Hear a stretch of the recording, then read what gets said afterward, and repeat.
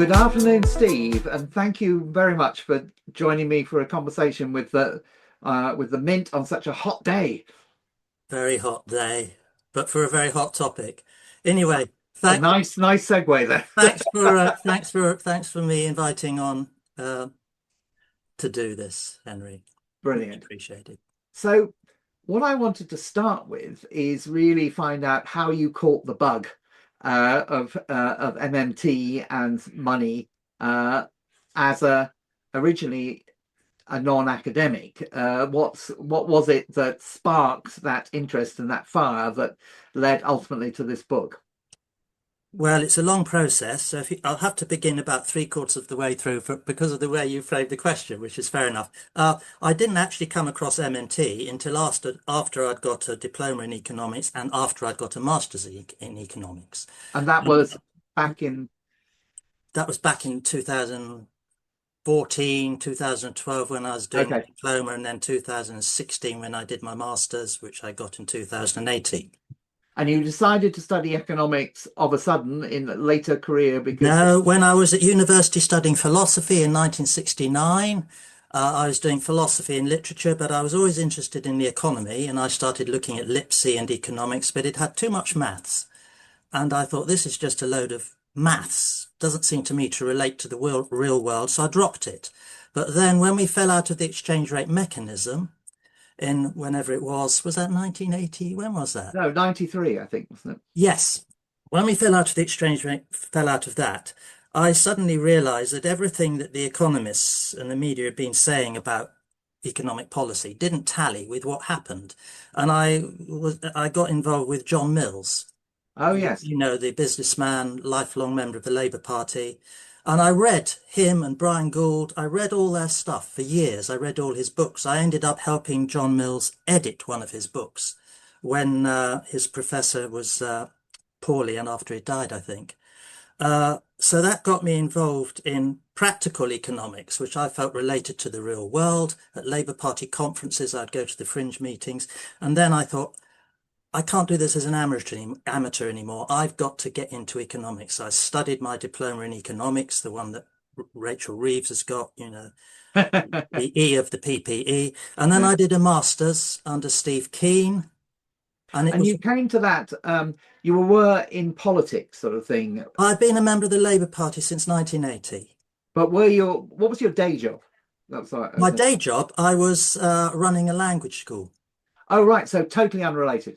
Totally unrelated. But interestingly, as an employer, I did an accounting course and I learnt double entry bookkeeping because Ah, I couldn't bear to pay my accountant hundreds of pounds every year for doing something which I realized was very simple. So I got qualified as an accountant. Later on, when I studied economics, I realized that one of the reasons why economists don't understand money is because they're not familiar with double entry yeah. bookkeeping. It just doesn't figure anywhere on the syllabus. So presumably when you did your Master of Economics, you didn't come across MMT or money in the way MMT understands Not money. straight away. No, not straight away. But I was trying to show, I was doing a master's a thesis about the effect of currency alignments on economic growth. And during that process, Steve Keen and my other tutor, Devrim Yilmaz, who I think was one of the founders at Manchester of rethinking economics when all the students rebelled, uh, they put me on to MMT. They weren't MMTers, but they say you need to see what they've got to say Right. about money and money creation. And that led me to read Warren. So this was after I'd done my thesis. Oh, right. So So I'd too even late. got an MA in economics without fully understanding money. Yeah, I now that's believe. normal. I now believe. So then Yeah. I read and I saw that Warren was a banker. He owned a bank. He talks to the international, not international, he talks to central banks around the world and they listen to what he's got to say. So I thought, this guy must know what he's talking about. Then Steve Keen put me on to Richard Vague, who, Richard Vague, Yeah, yeah. who's endorsed my book, and about the importance of private debt. And everything revolved around the misconception of money. And it's a light slowly turned on in my mind, and I kept revisiting it, thinking it over again. Can this really be true? And I looked at Ann Pettifer and the Keynesian economists, and I read I think I read the general theory, Keynes's general theory back in 2014. And it took me many iterations because the idea that money is something different from what it actually is embedded in our consciousness from Yeah. the cradle to the grave. And when you can sometimes, when you find out things are deeply untrue, sometimes you wonder, are you mad? How can all these people in the rest of the world have a particular idea of money? Money is such something so fundamental, and they all be wrong, and you be Yes. right. It's a Yes, because it makes yourself you're either mad or you're arrogant or yeah. yeah. So your arrogance went as far as to write a book too. Well, I mean, no, you my book has not reinvented any academic theory yeah. that hasn't already been said. What I wanted was a book which an intelligent layperson, let's assume that members of the Labour Party parliamentary party are intelligent lay people. We won't question that. Uh, Yeah. they can read, that they can understand, because so many politicians, they're just frightened of money. Uh, they won't look at it because they'll be shot down by all the conventional wisdom. You know, you don't understand this. The bond markets will run a mile. We can see now how Andy Burnham, who said he's going to roll back 50 years or whatever it is of neoliberalism, he says that one minute, everybody goes, great, great. And then the next minute he's saying, oh, yes, we must appease the bond markets. I'm following Rachel Reeves's fiscal rules. That is a complete contradiction.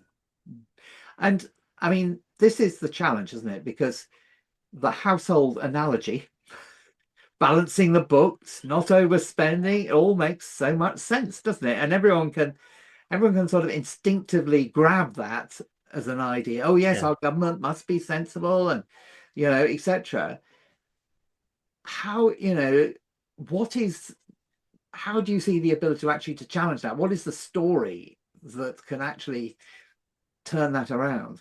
Well, you can make sort of an alternative analogy that if you've got a football match, the issue of how well your team plays and what you can use in the game is not dependent on the number of tickets you've sold. And the tickets are like a scoring system. Money is like a scoring system for who owes what to who. Uh, but these analogies, unless people understand what money is, these analogies are difficult to sort of run with. You could say that if you're uh, a builder doesn't say, I can't build new homes until I found the money. What they really need is they need labor, they need resources, they need timber, they need real resources. The Yeah. money is not the issue. Now, Keynes understood that after the Second World War. Beardsley Rummel, the Federal Reserve guy, understood that. So the scoring system is not the issue. Like if you make an analogy about a theatre is putting on a show, and the show that they put on is not dependent upon their ability to print tickets. Yeah. Yeah. They don't have to borrow the tickets from someone else and then use those tickets to allow people to come to the theatre and then give those tickets back to, they are the ticket issuer. Mm. So the government is the issuer of the tickets, in this case, tickets and money. But again, these sort of analogies don't really make sense. They might open the door open a bit, but until you've really conceptualized what money actually is, there isn't an analogy that makes instant sense. I know I've been telling my wife this If for you 5 years, and she's still, and all my friends in the Labour Party, they still say, no, Steve, you're talking nonsense.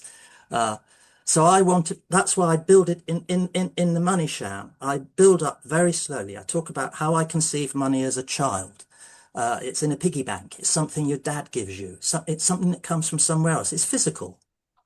Uh, and then even when I started earning money as an adult and I could see that the money was going into my bank account without there being any physical there, I thought, well, it's still something, the employer gives it to me. That's how I get my money. But I never asked, and 90% of the population never asked, what is the source of the money? And even if they ask what the source of the money is, they still don't ask what it actually is. It's just a commodity, a medium of exchange, which we all accept as money. That is a circular argument, which leads to an infinite regression and doesn't explain what it is, in my view. But aren't we? I mean, this is, I think, one sort of challenge I have with MMT because um, knowledge is quite often about power, isn't it? Because obviously, if you are a professor of economics, if you are on the Bank of England's monetary committee, then you have status. And even if you, having written a book and so forth, go up and sort of argue with these guys, they won't give you the time of day, will they? They'll just tell you you're stupid, absolutely. And anyone nearby will go, oh, yes, well, they must know better. Who's this Steve Laughton guy anyway? And I mean, one of the sort of an old sort of strategic idea that I grabbed, I can't remember where from, but it's the idea of fighting on a battlefield you can win. And I wonder, you see, whether the battlefield of technical understanding of money, if you like, is a battlefield you can win on because the people who dominate that battlefield are all against you. And I just wonder if there's a different battlefield um, to fight on, if you see what I mean. Like, Well, yeah, okay. We could throw up our arms. By the way, this all the ideas in this book are backed by people like Warren who understand the banking system. Warren owns the bank. So it's not Steve Lawton saying this is how the no, money no, no, no. Yeah, I system get works. that. And, Okay. and, and I evidence that in the book. But I'm still deluded enough to believe that my explanation in this book is so clear that it will, if people just for a moment drop their preconceptions. We all know that abandoning a belief is painful, Oh, yeah. right? It's challenging. Now, obviously, the central bankers who are paid tens of thousands of pounds a year to make fiddle with interest rate changes, and that does nothing to the rate of inflation. It's marginal. In fact, interest rates and inflation are positively correlated, as I explain in my book. They're never going to admit this because their jobs depend upon the big charade, the big sham continuing. But that's if you get to people who haven't got a vested interest and then they can understand it, then you call these people out.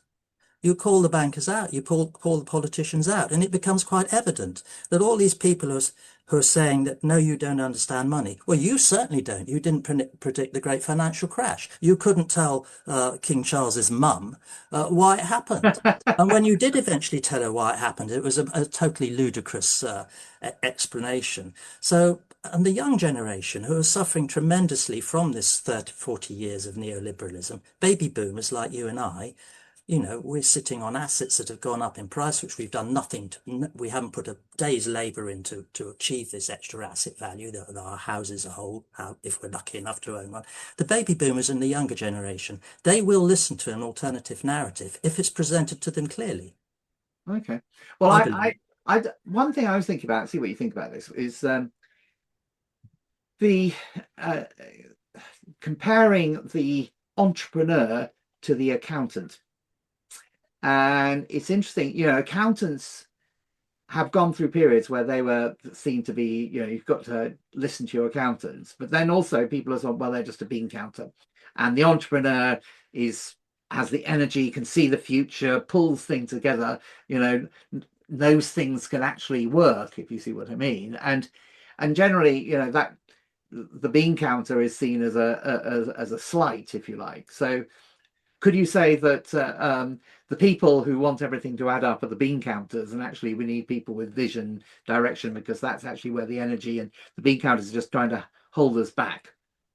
Yes, I mean, you can say all sorts of things which will gain you support from a certain audience, but I'm old-fashioned enough to believe there is such a thing as reality and there is such a thing as truth, and that we've had 40 years of people with vested interests disguising the truth. And they're not going to sort of climb down Okay.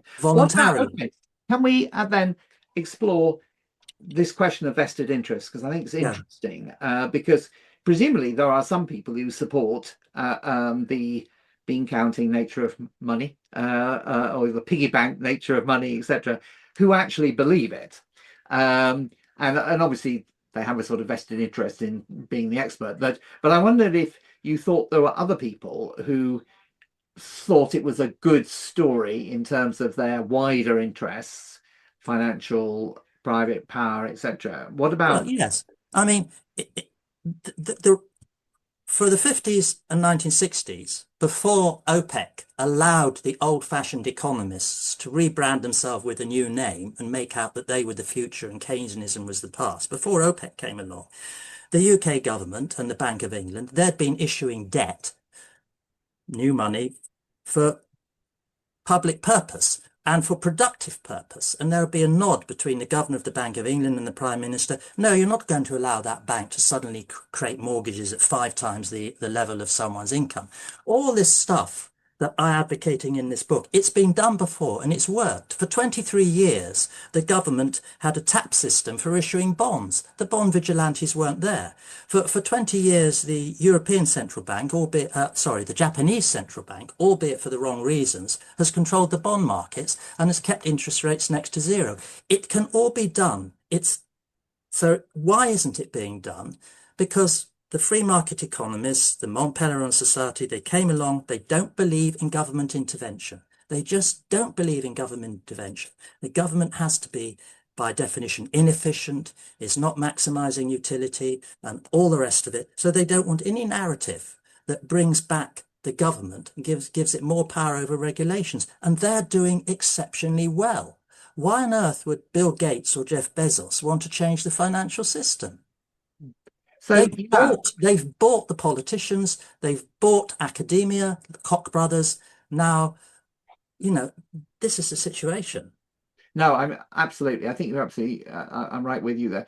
Um, what I wondered was, it may be obviously that the far right and the elite, etc., want to squash government, but there is also a question, from just let's say a more unbiased source of saying, well, how well does government work anyway? And I do wonder, that highly centralized bureaucracies, uh, based on, I mean, modern management. Is it one of management theory? I can't remember all. The idea of setting outputs and so forth, and everyone working to them. There's a lot. It seems there's a lot you can critique around how government works anyway. And I suppose that was part of the attack, wasn't it? That the market is much more efficient. Well, leaving aside that, is this, do you think, a hole in MMT, and not then saying, well, how could government work better Well, given? it's ironic because the so-called hard left, left of the Labour Party, all the people who want a wealth tax, they don't want MNT because they think it's not challenging the system, that it's not challenging power, that it's saying that you just need to understand money and then the existing structure with free markets will solve the problems. So MMT is being challenged from the left on those grounds, and then on other grounds it's being challenged with the argument that you've just said, oh, MMT means more state intervention. It doesn't. Oh no, I'm saying that I have no problem with state intervention. Hmm. My problem is with the way states intervene. In that, I suppose I'm a fan of the Ellen Ostrom and the idea of devolution, of designing institutions rather than controlling outputs, that decentralize systems around common purpose, this sort of thing. And which, I don't think MMT looks at, does it? I mean, Well, in terms of the job guarantee, it does definitely looks at it because while the money comes from central government, the job guarantee is administered locally and run locally, as it was in the HEFES program in Argentina and as it is in Marienthal in Austria. So this okay, is how does it work then? what happens is the stakeholders in the local community where there's high unemployment and social needs, it could be the church, like in South America where the church is powerful, it'll be the church, the local priests.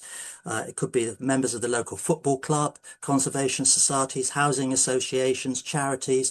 They from that local area, they look at what's going on in their area and say, we would benefit if this park was cleared up. We would benefit if these old houses were tidied. We would benefit such and such, such and such. And they make a list of proposals in that local area, which are relevant to their local community. And then the job guarantee, the money comes from the central government to pay those people to do that work. It's voluntarily. Now, we've seen it in Marienthal in Austria, and we've seen it in the HEFES program in Argentina. And we believe that is evidence there that it works. And how do they, who employs the people?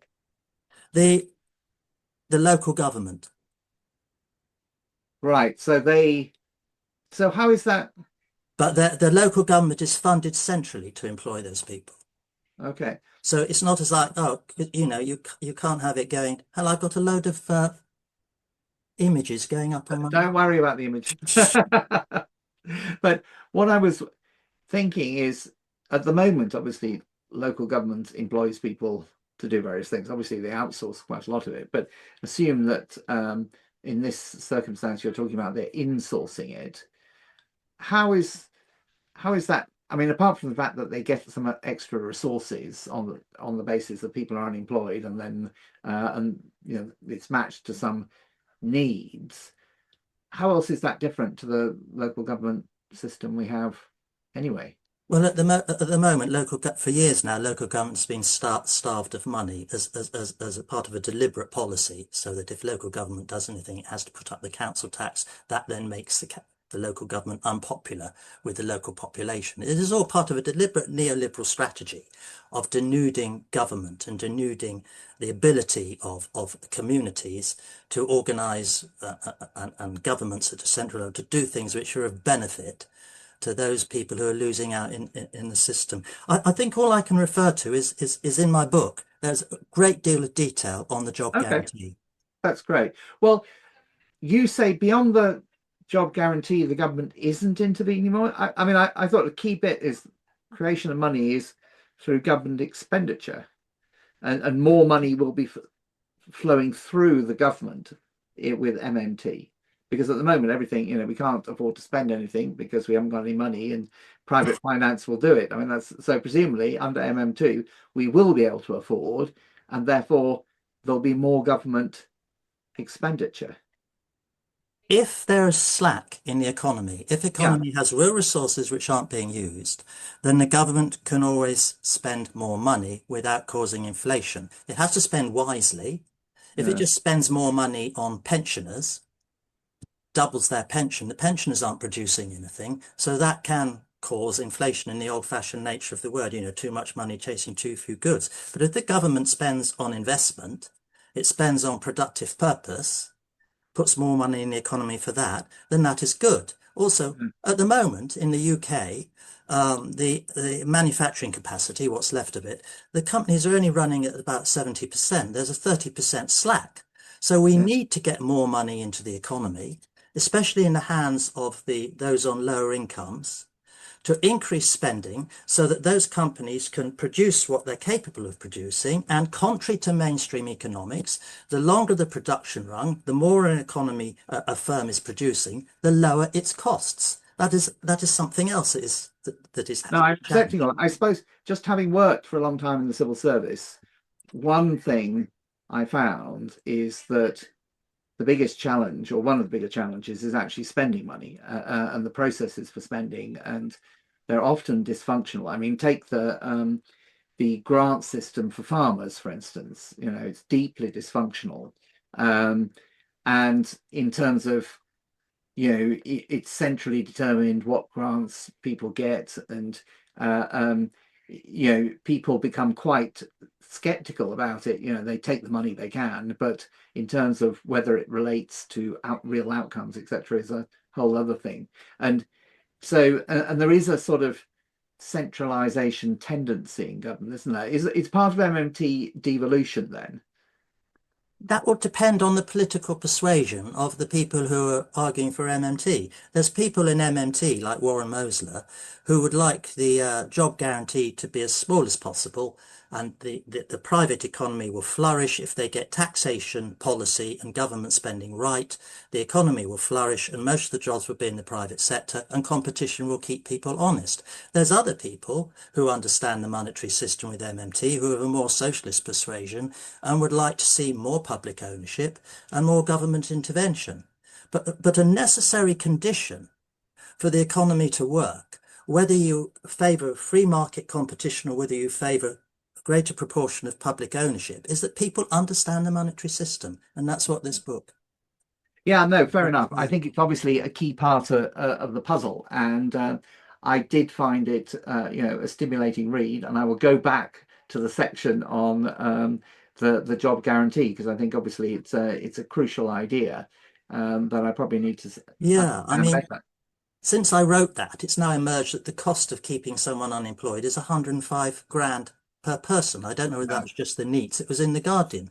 The cost of the job guarantee is 30 to 35 grand, and there will be, unemployment and underutilization of labour, which in the economy at the moment and in Western economies around the world runs into millions because the neoliberal policy is deliberately trying to control inflation by keeping a buffer stock of unemployed people. A yeah, buffer stock of employed people, which is what the job guarantee is. And I do it for non-economists. I explain what that means in the book. Has to be a more efficient way of running the economy. yeah. No, well, that's great. And actually, our next issue, I think, will have a jobs theme. So I may be, yeah, definitely returning to this. So, Steve, thank you very much. And I wish you all well with your book. And I hope, yeah, people do understand this better Yeah. and it really makes a difference. Well, there's 100 other things I would like to have said about the 7 policies at the end, the institutional change we meant, but thank you for keeping me under control. So, It's been a pleasure. Cheers, okay, Steve. thanks a lot, Henry.